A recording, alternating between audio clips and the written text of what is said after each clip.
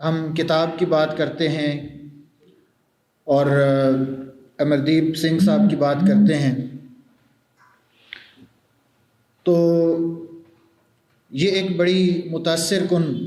بات ہے کہ ایک شخصیت جن کا تعلق پاکستان سے، موجودہ پاکستان سے نہیں ہے، اس دھرتی سے تو ہے لیکن جو موجودہ ایک پولیٹیکل سیٹ اپ ہے اس اعتبار سے وہ باہر سے تشریف لاتے ہیں اور یہاں پر آ کے اس سرزمین کے ایک ایک گوشے، ایک ایک کونے کو کھنگالتے ہیں۔ اب اس کتاب کو پڑھ کر کچھ چیزیں تو ایسی ہیں جو بالکل واضح انداز میں بیان کر دی گئی ہیں، وہ آپ پڑھیں گے، تصویریں دیکھیں گے تو آپ کو سمجھ آ جائے گی کہ کون سی تاریخ بیان کی گئی ہے، کون سی عمارات، کون سی بلڈنگز، کون سی چیزیں دکھائی گئی ہیں۔ کچھ ایسی چیزیں ہوتی ہیں کہ جن کو محسوس کیا جا سکتا ہے، جو سامنے نظر نہیں آ رہی ہوتی ان کو الفاظ، لب و لہجے اور لفظوں کے انتخاب سے محسوس کیا جا سکتا ہے۔ اب ان احساسات کا ترجمہ کرنا، میں عموماً یہ عرض کرتا ہوں کہ لفظوں کا ترجمہ کرنا کوئی مشکل کام نہیں ہوتا۔ ایک لفظ کی لغت آپ اٹھا لیں اور اس کو کنورٹ کر دیں دوسرے لفظ میں تو لفظی ترجمہ تو ہو جائے گا، لیکن ان جذبات، ان فیلنگ، ان احساسات کا ترجمہ کرنا، اصل چیلنج یہ ہوتا ہے کہ وہ احساسات بھی اسی طرح منتقل ہو جائیں دوسری زبان میں۔ تو جب میں نے احساسات کا ترجمہ کرنے کی کوشش کی تو یہ چیز میرے لیے بہت متاثر کن تھی کہ ایک شخصیت کہ جس نے ان عمارات میں اس کا وزٹ کیا ہے، ان کو دیکھا ہے اور پھر ہمیں سمجھایا ہے کہ یہ عمارات تم سے کیا سرگوشی کر رہی ہیں، یہ بلڈنگز تم سے کیا بات کر رہی ہیں۔ اصل انسان کی عظمت، انسان کا ادراک اور انسان کی وزڈم کا تقاضا یہ ہوتا ہے کہ وہ جو ظاہری چیزیں نظر آ رہی ہوتی ہیں ان چیزوں کے مفاہیم، ان کے مطالب کو سمجھے۔ یعنی ایک بلڈنگ ہے جو گر رہی ہے، ہمارے سامنے موجود ہے، تو ظاہری طور پر تو یہی ہے کہ وہ گر رہی ہے، لیکن اس کی یہ گراوٹ، اس کا یہ گرنا، اس کا یہ خستہ حال ہونا، اس کا اس کیفیت کو پہنچنا ہمارے لیے کیا پیغام دے رہا ہے، اس پیغام کو بھی امردیپ سنگھ صاحب نے لفظوں میں بیان کر کے ہمیں سمجھا دیا ہے کہ یہ ٹوٹتی پھوٹتی بلڈنگز ہمیں یہ تقاضا کر رہی ہیں۔ تو یہ ایک بڑی انوکھی چیز تھی کہ صرف ان کو تصویریں نہیں بنائیں، صرف بتا نہیں دیا، صرف خبر نہیں دے دی کہ یہ ہو رہا ہے، بلکہ ہمیں سمجھا بھی دیا کہ اس کا پس منظر یہ ہے اور اس کی روک تھام اس انداز میں کی جا سکتی ہے۔ بار بار آپ کو یہ چیزیں کسی بھی خستہ حال عمارت میں جب جاتے ہیں تو اس کے ساتھ ساتھ اس کی ایک تو منظر کشی کرتے ہیں، منظر کشی کرنے کے بعد اس کا نوحہ بھی وہیں پہ ہمیں سنا دیتے ہیں کہ یہ عمارت ہم سے تقاضا کیا کر رہی ہے، یہ ہمیں ہماری ذمہ داریوں کا احساس کیسے دلا رہی ہے۔ ایک تو یہ چیز ہے جو مجھے محسوس ہوئی ہے، اور دوسری چیز کہ وہ عزم، وہ ہمت اور وہ وقت کی پابندی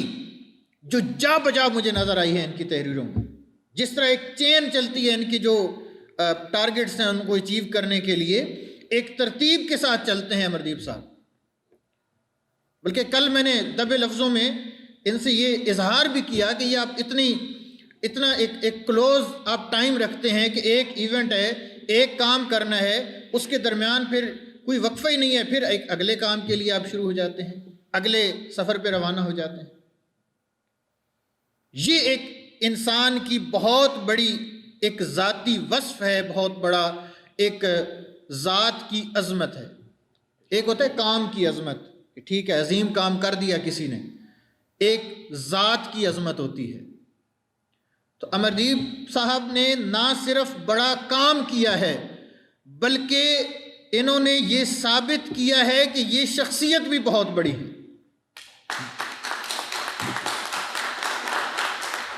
یہ الگ معاملہ ہے کہ ہم اس وقت ان چیزوں کی، اہم چیزوں کی قدر نہیں کر سکتے، ان کو سمجھ نہیں سکتے، لیکن اگر وقت گزرے گا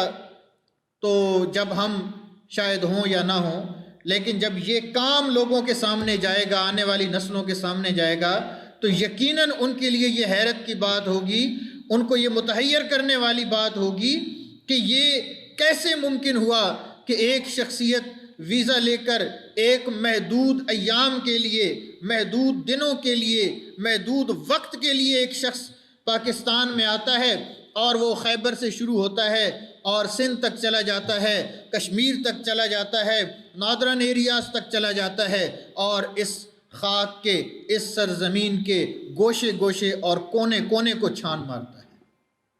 یہ آنے والا وقت بتائے گا، اور اس وقت یہ تعریف ہو رہی ہوگی۔ اب جو موضوعات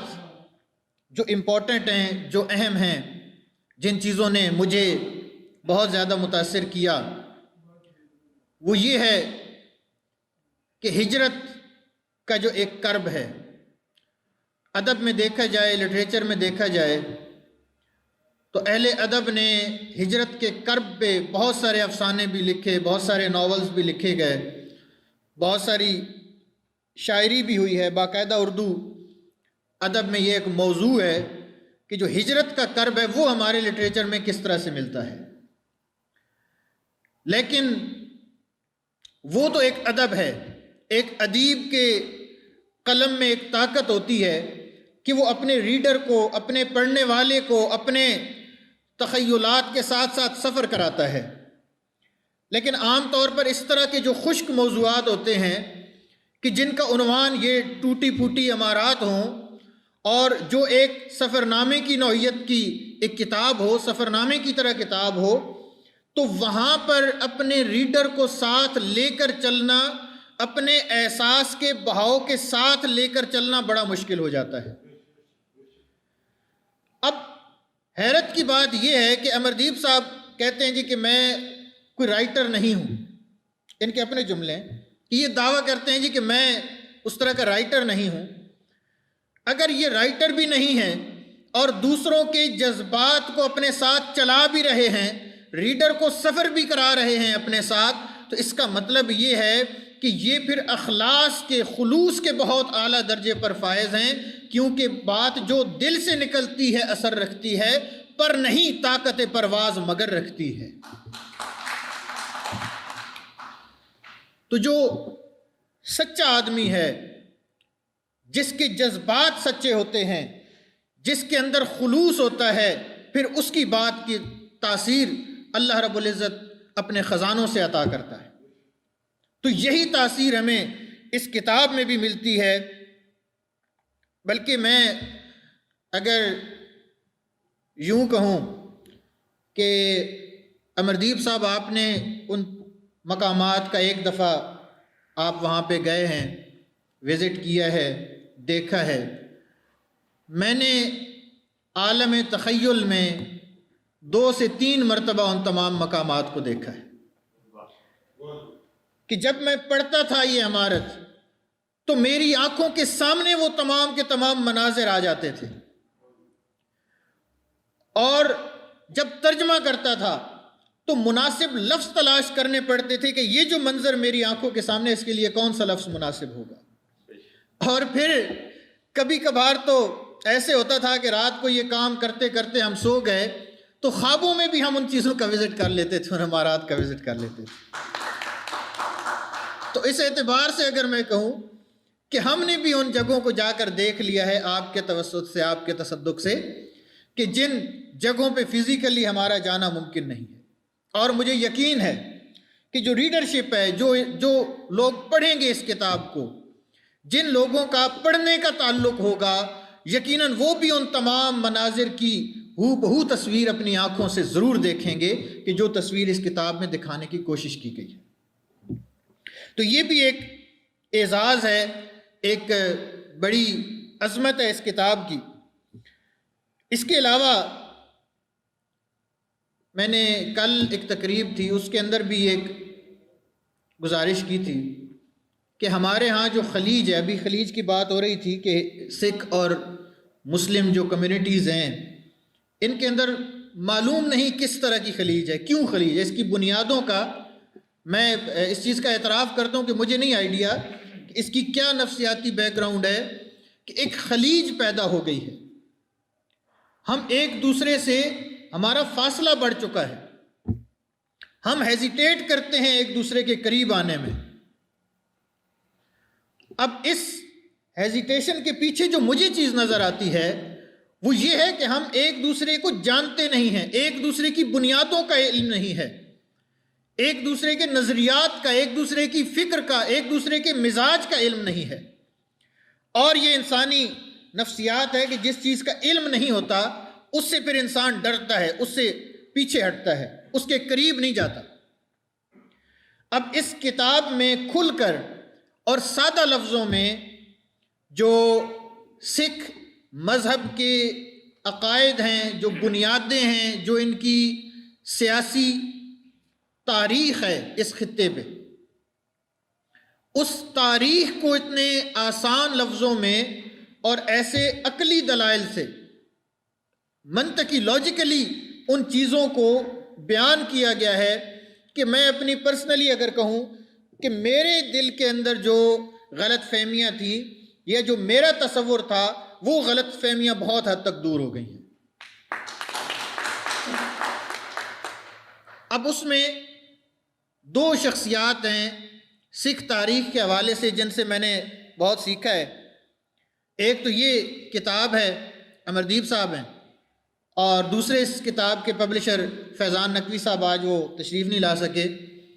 ان کی بھی کافی کام ہے اور ان کے ساتھ بھی میری ڈسکشن ہوتی تھی۔ تو جوں ہم سکھ مذہب کو، سکھ تہذیب کو، سکھ تمدن کو پڑھتے گئے، فکری طور پر، سوچ کے اعتبار سے ہم اتنے ہی ان کے قریب ہوتے چلے گئے۔ اور اگر یہ کتاب اس معاشرے میں، اس علاقے میں، اس اردو خواں طبقے کے اندر جتنے لوگ بھی پڑھیں گے، مجھے یقین ہے کہ یہ جو سماج کی ایک خلیج ہے یہ خلیج کم ہوتی چلی جائے گی، اور ایک وقت آئے گا کہ دوبارہ ہم ایک خطے کے فرزند بن کے سوچنا شروع کر دیں۔ تو یہ بھی ایک بہت بڑی خوبی ہے اس کتاب کے اندر کہ یہ دونوں طبقات کے درمیان میں جو خلیج ہے اس کو بھی کم کرنے کا سبب ہے۔ اس کے اندر یہ بھی ایک خصوصیت ہے کہ جب ہم اس کو پڑھیں گے، اس کو دیکھیں گے، جتنے لوگ بھی پڑھیں گے ان کے بہت ساری غلط فہمیوں کا ازالہ ہو جائے گا۔ اس کے علاوہ اب ترجمے کے فن کے اعتبار سے بھی میں ضرور بات کرتا ہوں کہ بے شمار اس میں خامیاں بھی ہو سکتی ہیں۔ یہ ایک ایسی چیز ہے کہ ہر بندے کی ایک اپنی سوچ ہوتی ہے۔ ابھی تو یہ پہلا ایڈیشن ہے اس کا، اور اب میں کبھی کبھی یہ سوچتا ہوں خود بھی انسان اپنا جو نقاد ہوتا ہے نا، انسان خود ہوتا ہے، یعنی سب سے پہلے اپنے کام کو انسان خود تنقیدی نگاہ سے دیکھتا ہے۔ تو میں کبھی کبھی دیکھتا ہوں تو فیضان صاحب سے جو پبلشر ہیں ان سے میں یہ کہتا بھی ہوں کہ یار آپ مجھے 2 دن اور دے دیتے تو ہو سکتا ہے اس سے بھی کچھ چیزیں بہتر ہم اس کو کر لیتے۔ لیکن آپ لوگ، میرے لیے اعزاز کی بات ہے کہ میں صاحبان علم و ادب کے درمیان اس وقت حاضر ہوں، تو یقیناً آپ سب لوگ اس کو دیکھیں گے تو ہر ایک کی نظر میں کوئی نہ کوئی اس کے حوالے سے تجویز ضرور سامنے آئے گی کہ اس کو مزید کیسے بہتر کیا جا سکتا ہے۔ تو آپ نے ان تجاویز کو امانت سمجھ کے ہم تک ضرور پہنچانا ہے تاکہ ہم اگلے ایڈیشن کے اندر اگر کوئی خامی ہمیں اس میں نظر آتی ہے، آپ لوگوں کو نظر آتی ہے، تو اس خامی کو دور کیا جا سکے۔ اور یہ جو سلسلہ ہے تہذیب شناسی کا، میرے رائے میں، میرے خیال میں اس کو جاری رہنا چاہیے، اور یہ ہمارا جو پہلا ایک کام، میں اپنے سینس میں کہہ رہا ہوں، باقی لوگ تو ظاہر ہے اس حوالے سے کام کرنے والے لوگ ہیں سارے، تو میری یہ خواہش ہے کہ اس عنوان پہ یہ پہلی ہماری یہ کاوش ہے اور میری یہ خواہش ہوگی کہ ہم اس کو مزید آگے بڑھائیں اور اس طرح کے اور بھی بہت سارے کام ہوں، کیونکہ جب ہم کسی کام کے اندر کسی کام کا آغاز نہیں نہ کرتے تو اس کی اہمیت کا ہمیں پتہ نہیں چلتا۔ جب ہم نے یہ کام کیا ہے تو تب ہمیں پتہ چلا ہے کہ کتنی ضرورت تھی اس حوالے سے کام کرنے کی۔ تو میں شکریہ ادا کروں گا جناب امردیپ سنگھ صاحب کا کہ انہوں نے ہمیں یہ موقع دیا ہے کہ اردو پڑھنے والے جو طبقات ہیں ان کے لیے ہم تحقیق انہوں نے کی ہے تو ہم نے تو اس کو کالم میں ڈالا ہے۔ اگر یہ تحقیق نہ کرتے، اتنی محنت نہ کرتے، اتنی اسٹرگل نہ کرتے تو ہو سکتا ہے یہ چیز نہ آتی۔